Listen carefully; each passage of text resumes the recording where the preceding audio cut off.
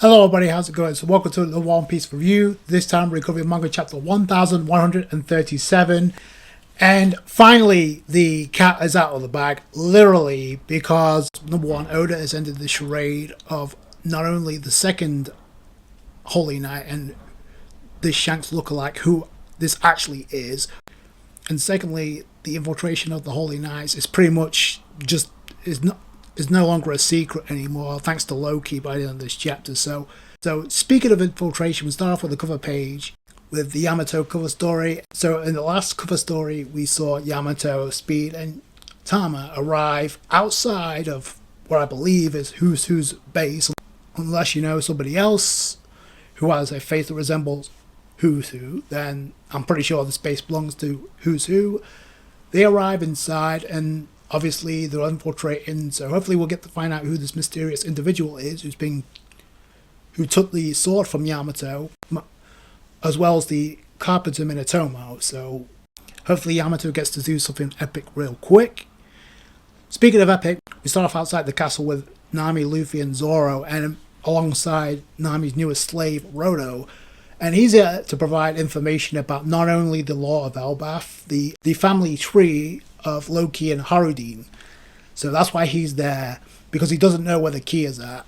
So they arrive outside and immediately things are gone awry because they notice the damage. Zoro is the first to point out the door has been damaged from the inside, so obviously this points to the two Holy Knights being responsible. But Luffy, he doesn't care about any of that. He's all about finding that key. But if you notice, as Luffy's going on in, Zoro mentions the damage looks recent. So they get into the inside, and obviously you would expect the castle will be giant size. It would be huge, considering it belonged to the king of Elbaf, the previous king of Elbaf, King Harold. And this is also the place where he was killed by Loki 14 years prior. Zoro is like, I can barely see the ceiling. Nami points out, oh, this place is way too massive to be walkable. Unless you're a giant or unless you're a Holy Knight, then I guess it's okay.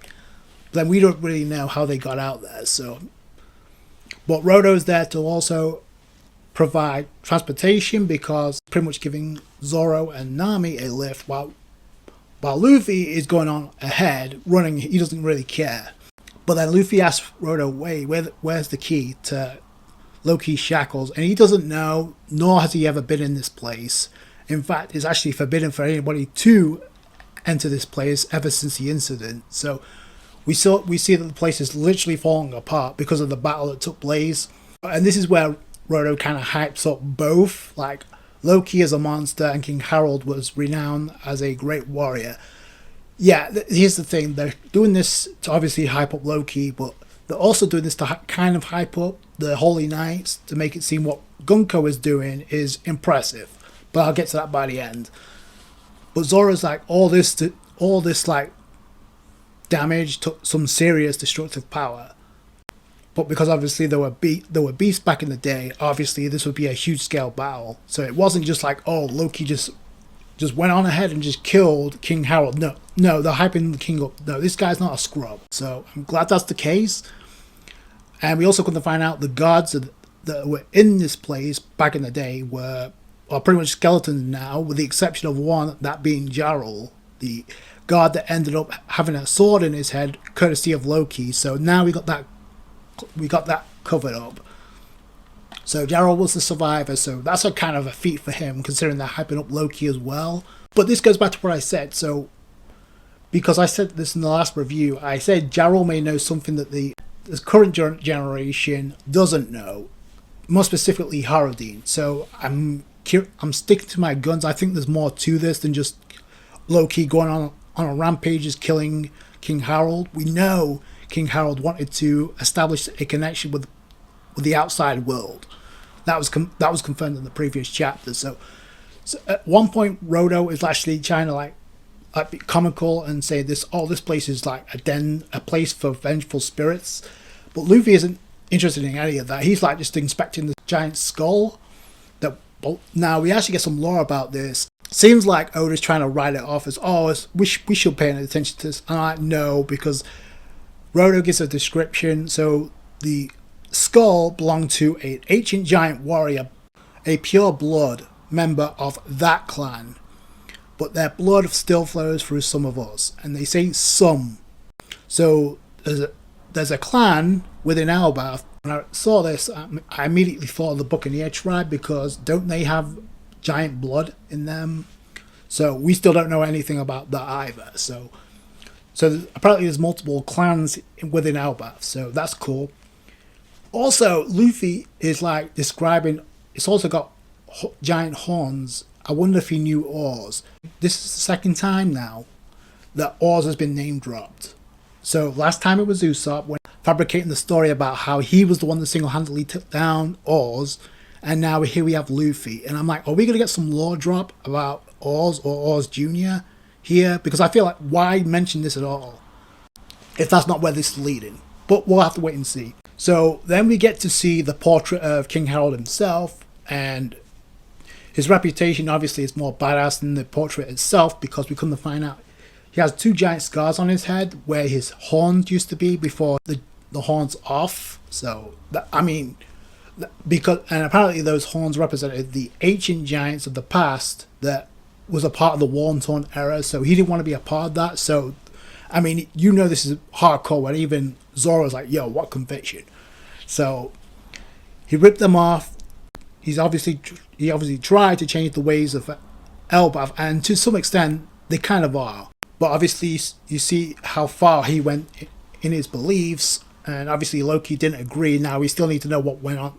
Now obviously the one who had the biggest grudge against Loki following this was Harudin, which we already knew he was related. He was King Harold's other son, which we already kind of knew that. But the reason he's not recognized as a prince is because we couldn't find out they both have separate mothers. But that was mentioned early on, but now we're getting clarification.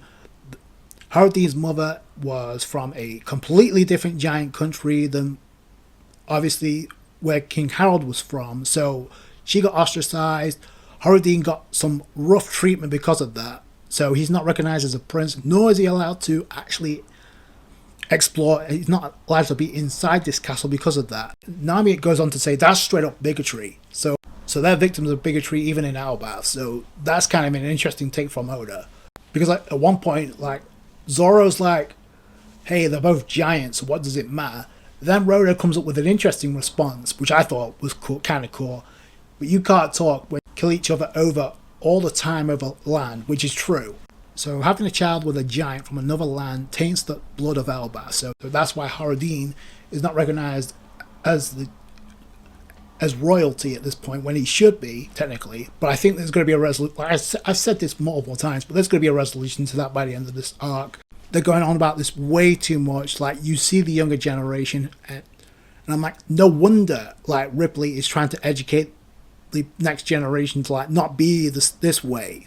But then Zoro asks another important question. He's like, why join Harudin's crew if you think he has tainted blood? It's because he's very straightforward, kind of like Luffy. He doesn't care. He says he wants to become king of the giants. Where have you heard that before? He wants to unite all the giant tribes. So that's kind of an admirable goal, to become king of the giants. So we still, again, the Straw Hats know, but we don't. We don't know what Luffy's dream is. So I wonder if it echoes the same thing that Luffy wants, because Luffy is nowhere in this conversation. He's dying on ahead. In fact, when Zoro responds and says, oh, this kind of boring, this motivation is nothing new to me, you see Luffy on the other side. He's like, oh, look, some giants got knocked out. Those giants, by the way, are pretty much the gods. So I'm like, yes, let's get this rolling, because we know where this is leading. Speaking of which, we switch from there to the realm of the dead, where Gunko is giving Loki the beat down. Never mind the fact that he's shackled up, but we'll learn more about Gunko's abilities. With the arrows, she's able to manipulate around the body, because you see the arrows going in the direction that she ends up attacking in. Because you got Loki's like, you'll kick me to the right side of my face, then uppercut me, which ends up happening.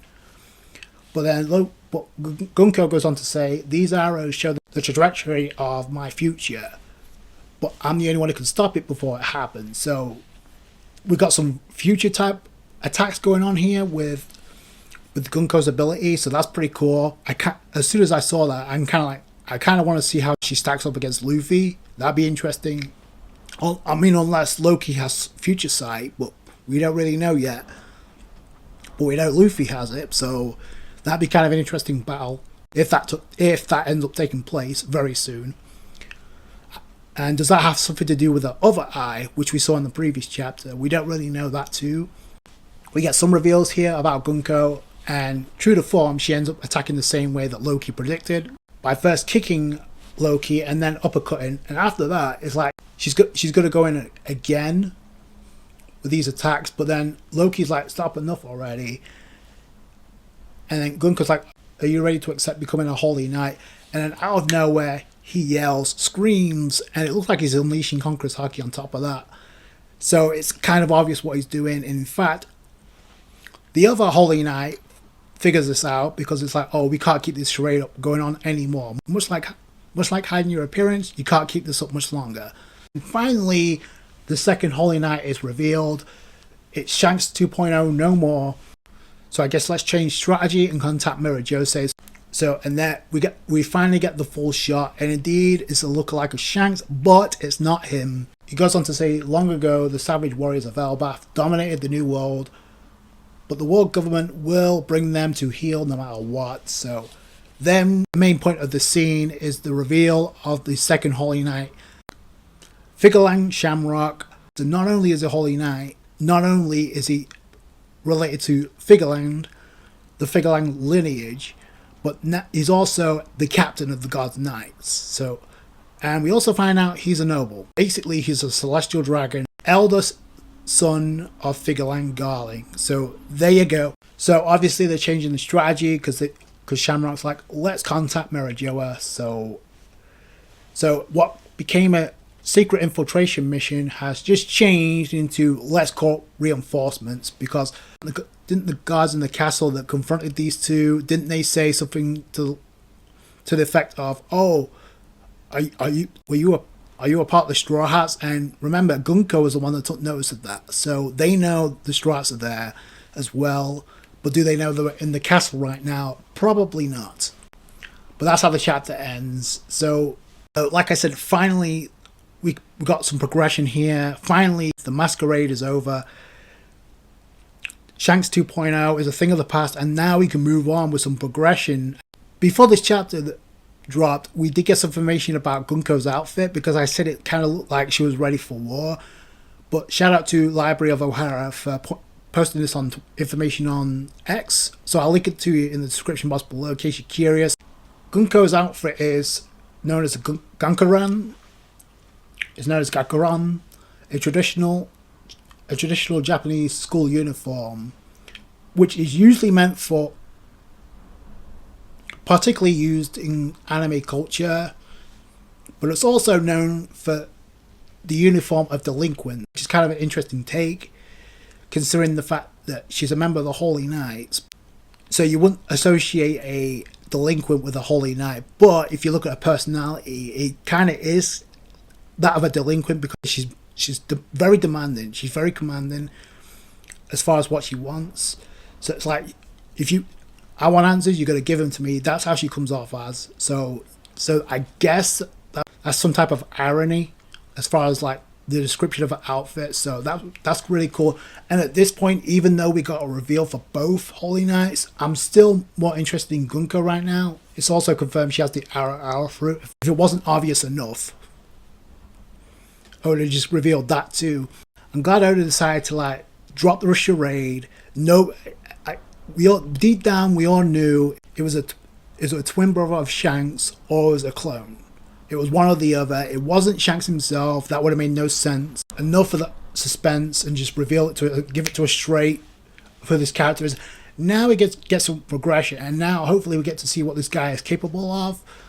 Now, unfortunately, and again, this is the second time now that Loki has been nerfed and restrained. First it was Luffy, and now it's with Gunko, Figurlang Shamrock. Now, Shamrock says even if you weren't restrained, the results would be the same. I don't know about that, because number one, why are you targeting this guy to become a Holy Knight if he's just a scrub to you? Secondly, why did you change strategy the moment he yelled? unleashing Conqueror's Hockey. Oh, now we gotta call him reinforcements. Why? Can't you handle this alone? Now I'm even thinking there's more shady activity going on with behind the death of King Harold, because nobody was supposed to be inside this castle, not even Haradine. So how did these guys get in there with the ritual summoning? And by the way, I'm still calling it that until we get a reveal of what, because we still don't know much about this ability. So until we do, I'm going to refer to it as ritual summoning, so deal with it. But we know Luffy, Zoro and Nami are in hot pursuit. Are they going to confront these two? I don't know. But now, if things are escalating, because now it's looking like they're giving word to Marajoa, are they going to bring in more Holy Knights? I don't know. Again, I'm going to stand by what I said. I'm more interested in learning more about Gunko than I am Figure Line Shamrock. Is he a badass? Is he OP? Is he top 5? Probably. We don't know. He was a part of the... He was one of those characters in Silhouette, a part of the characters hyped up for the remainder of the final saga by Oda. So you think this guy's going to mount to something, but again, as far as like the lineage to Figure Line Garling, which we kind of already knew, plus the fact that he was related to Shanks, which we already knew, we just didn't know in what capacity. Now we know. And now we know why this guy just marched up to the Gurusei during the revelry, doing whatever he wanted. So yeah, this was definitely the best part of the chapter, only because it gets some progression going, the direction of where Elbaf goes to next. Are we going to get a confrontation with Zoro, Nami, and Luffy with these guys? I don't know. Original conversation with Loki and Luffy is making a lot more sense now, because no matter what, this is leading to an alliance against the world government. No question about it. Now, where does Kid fall into all of this? Because the moment he sees Shamrock, I don't care if it's Shanks or not, he's going to go ape. Loki is already ticked off as it is. How do you think Luffy is going to respond? It's going to be interesting. I guess we're going to find out if Gunko has some connection to Nami real soon or not. We didn't know much about this character. Like ever since we saw the silhouette of this guy, we kind of already knew he was affiliated with Shanks. We just didn't know in what capacity. So that wasn't much of a shock. This character showing up was. So Oda decided to have this character alongside Figure Line Shamrock for a reason. So I'm telling you, don't sleep on this character. I thought it was a really good chapter. Like I said, I think the end pretty much helped this chapter, in all honesty. But what do you guys think down below? That's going to do it for you guys. Thanks so much for watching. Like the review if you did. A thumbs up. I appreciate that. I appreciate all you guys' support. Subscribe to channel for more One Piece. And I'll catch you guys later. Thanks, guys.